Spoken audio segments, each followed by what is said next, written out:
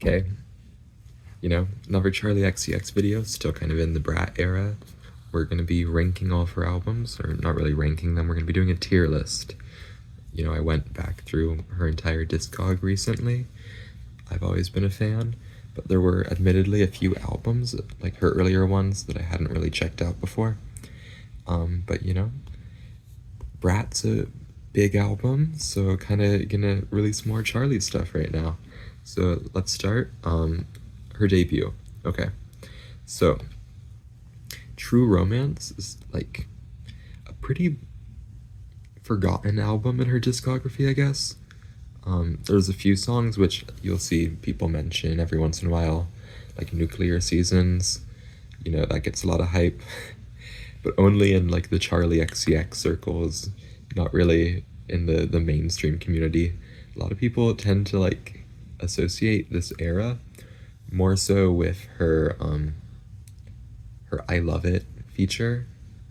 That one song, or the I Don't Care, I Love It. A lot of people don't actually listen to this album, but it is good. I'd say it's actually, like a very solid debut. There aren't too many like standout moments. I know I'm forgetting to mention a few songs, and I'll probably go back and edit those in and just, you know what? But yeah, I'd say good album. Nothing crazy though. I see the appeal, I see the hype, I see why, it got Best New Music on Pitchfork at time of release. She was kind of seen as one of the new potential alt pop girls in that Tumblr era because of this album. It is very good, so I'm gonna put it in the C tier. Okay, so now we got Sucker, and I was actually just listening to that before I made this video. I've heard it a few times now. It's not really my thing. It does kind of seem like she went, she had True Romance, and then she just kind of watered down the sound and tried to make it a little more accessible. Because True Romance kind of has this it has this really 80s and also 2000s feel to it at the same time somehow. Like it's kind of like a lot of the cheesy 80s music kind of meets like The Knife or something, some of those electronic artists from the 2000s who kind of experienced with more electropop stylings. But Sucker kind of it's just a pop album. I mean, Boom Clap, good song. Break the Rules, good song.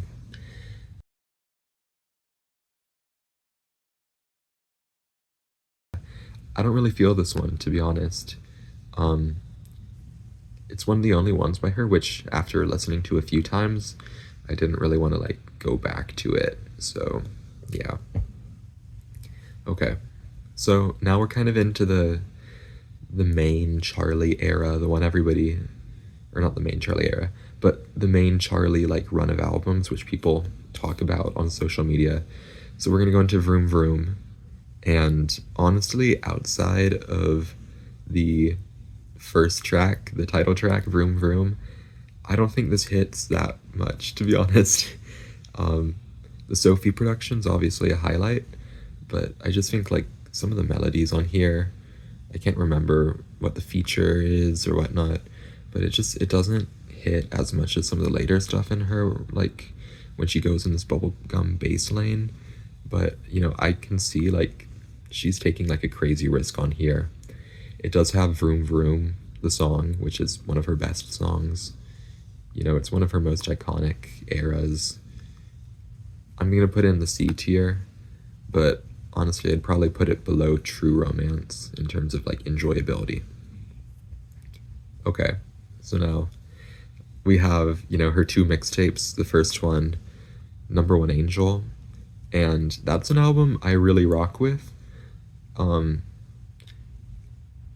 gonna say it might be B tier. It's kind of like in between C tier and B tier. I'll put it in B tier just for the sake of it. I don't know if I necessarily would always put it there, but there's a lot of stuff on there which I really rock with. 3 a.m. Pull Up is a great song. The first track, Dreamer, Lip Lip Gloss is a crazy song. It's a banger. You know, it has a fun vibe to it, even if it's kind of not so serious. There's a Roll With Me, that's another song I really like on here. And honestly, it's just an album I can listen to front to back anytime. I don't know if it has like the same level of highlights as some of her later stuff, but I think it is a notable improvement. And this is really when she's like starting to become like her own, you know, or really getting into her own lane. Same with Vroom Vroom, but this is like on a full length project. So she's expanding on some of the ideas on Vroom Vroom and just kind of has improved her sound, improved her lyrics, improved her whole aesthetic, really. Okay, so now we're at Pop 2. This is debatably Charli's classic album, you know. I think a lot of lists for the end of the decade put it really high on like the best albums of the 2010s. And honestly, I do have to put it in S tier because it is just that good. Like, I think there's a few songs on here which are actually just some of the best pop songs ever made. The opener, In the Backseat, with Carly Rae Jepsen, who's another great pop artist, one of the best collabs you'll ever hear in pop. Tears, another insane collab with Caroline Polachek before she even really started making, she didn't even have Paying Out then, so Charli was really putting you on to an artist to watch out for, because Caroline, as we all know, has kind of blown up in the pop stratosphere. Her last album from 2023, Desire I Want to Turn Into You, which I have on vinyl, banger album. It's amazing, you know, really a great era she serves, you know. Anyways, so Pop 2, there's some other great tracks on there. We got Unlock It, we got Fembot, we got track 10, you know, track 10, probably maybe her best song, to be honest. Even though she has like progressed a lot as an artist since then, I think there is just something so raw about that melody, and the production, all the A.G. Cook stuff on here is insane. I think there's maybe one or two Sophie produced songs on here. I think In the Backseat is, and that's like it's insane. Only real complaint about Pop 2 is sometimes I'm not caring about some of the features, just because it kind of occasionally just kind of go out of nowhere and kind of mess with you a little.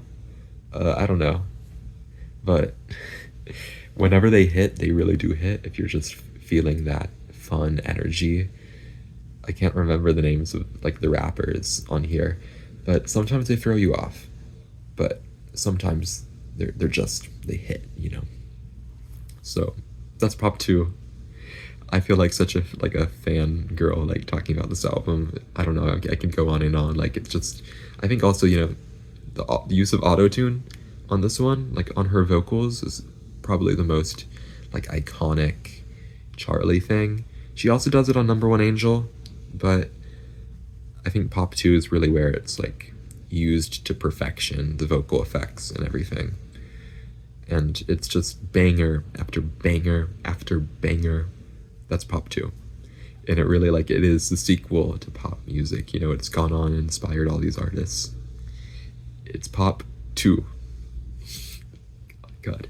Anyways, okay, so after Pop 2, we have Charli. And Charli is an album, honestly, sometimes, I don't know, it's either B tier or A tier. Sometimes it's even C tier. Like, it really is hit or miss for me on some days. Like, it has a lot of her amazing songs on it. It has, gosh, I'm forgetting song names, but, you know, it has 1999. It has the one song with Christine and the Queens. I feel like such a big fan right now. It's got Official. It has, gosh, I feel so stupid because my favorite Charli song, or one of my favorite Charli songs, is on here, and I can't remember the name. It's the first track. New Next Level Charli. That song is actually insane. There's a few others on here. White Mercedes is honestly low-key overrated, but it's good. Um, there's a song with Sky Ferreira, Cross You Out. That's another really good one. Yeah, I mean, I don't know. It is kind of like, I don't know, there's a pattern in Charli's career where she releases like an album and then she releases an album which is kind of like the same album but watered down. And that's kind of like what, True Romance and Sucker. And then I'd say Charli's kind of like the mainstream version of Pop 2, which is, I don't know, that kind of sounds stupid, but it's not like as innovative. It feels like she's going for more like mainstream type stuff on here, even though it's still like, pretty alternative. It had a lot of commercial success. 1999 was a really big single for it. I don't know if it was like it got as big as she wanted it to, but this was a really good era for her. I think her like songwriting had gotten better at this point.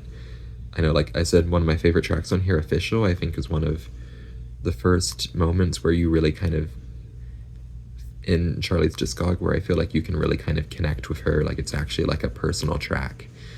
That being said, there's some lowlights on here. There's just a few like forgettable songs. The one with Haim, I can't remember the name of it, forgettable. There's the track 10 with Lizzo version, Blame It On Your Love. And like, it's not as bad as some people will say, but it's also not good. So, yeah. I don't know. I feel like it's B tier just because, I don't know, there's just some stuff on here I don't really care for, even though there's a lot of good stuff. So I'm gonna put in B tier. Okay. So now we got How I'm Feeling Now, and that's like A tier, maybe S tier, but probably A tier. This is an album that really like got me into Charli. I think the first time I heard it, honestly, was like in the day it released, because I was hoping that like, I don't know, I think I was hoping Playboi Carti would release an album that day or something. I don't know, but I listened to it. I didn't really get it at first, but it kind of opened my eyes to just kind of what she was doing. I'd heard Pop 2 before it, but I didn't get Pop 2 at all, and How I'm Feeling Now I thought was pretty interesting. It took me a few years to really get into it, but this is the album that once it did click, really made me realize like, oh, no, Charli's like actually insane. Like, she's really good. So let's talk about it. We got Forever, we got Claws, we have Detonate, we have 7 Years, we have C 2.0, which is a better version of the song from Charli Click. It's like, I guess it's a sequel. It's better though, in my opinion. Anyways, that's kind of a few of the songs on here. Party For You is crazy. My Instagram handle is a lyric from there. It's one of my favorite Charli songs. Yeah, great stuff on there. I don't know. It's really, I guess, Charli's true hyperpop album.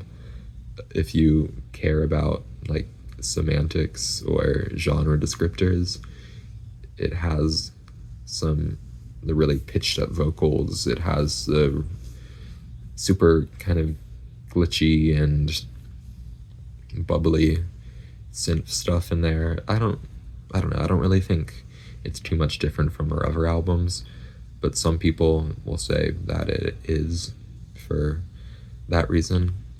I think it's definitely her like weirdest album, to be honest.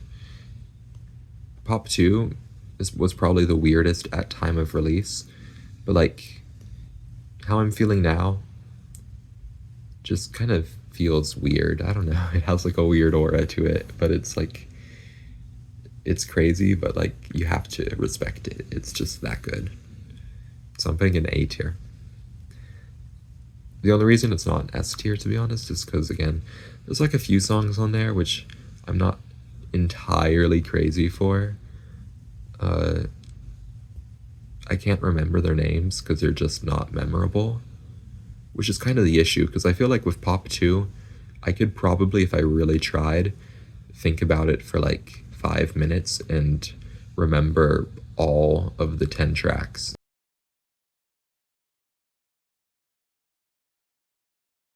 Now we got Crash. I don't really want to talk about this one too much. I'm gonna put in the D tier. It's decent. I know I said in the video with Toby that it's like not as bad as people say, and I still stand by that. But it also, yeah, it doesn't deserve like a claim, to be honest. It's just not up to par with the rest of her releases. It has a few great songs. I think the opener Crash is great. I think some of the slower songs are good. Honestly, I don't like the singles on this record, except for New Shapes. I think that's a great song, but I don't like Beg For You. I don't like Good Ones. I do like Baby, so maybe, I guess I like half of the singles. But I think the deep cuts on here, which people don't like, are actually the ones I do like, but they aren't memorable. So for that reason, yeah, D tier. Anyways, now we got Brat, and I have a video. This channel has a video on that where we talk about it. It's been a little bit since it's been released. You know, it's been a while. I think it's been like 2 weeks since we made that video. And I think everything we said still applies. I think since then there's been the Lorde remix of Girl So Confusing, which definitely was a great moment. She also released the 3 other tracks. And I don't even know if I've actually listened to all 3 of them, but I've heard Spring Breakers, and I heard the one, I can't remember the other one's name. I think I've heard 2 of the 3.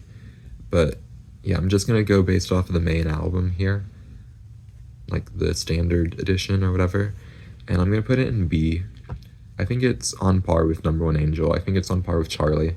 Maybe in a few years, maybe in like a few months, I don't know why I said years, maybe eventually I could see it being as good as like How I'm Feeling Now. But I think it just isn't as like, it isn't as risky, it isn't as innovative sounding, and yeah, if you want more thoughts, go watch that video. Anyways, this is the ranking for Charli XCX. I guess based off this, top 2, Pop 2, and How I'm Feeling Now. After that, I think I'm low-key gonna put Brat as her 3rd best album, then Charli, then Number One Angel, then True Romance, then Vroom Vroom, then Crash, and then Sucker. So that's Charli XCX, I guess. And before you get on me for not talking about her very early mixtapes that precede True Romance, my bad, they aren't on Spotify, so I didn't listen yet. Fake fan, sorry. Also they weren't on the tier list, so yeah, bye.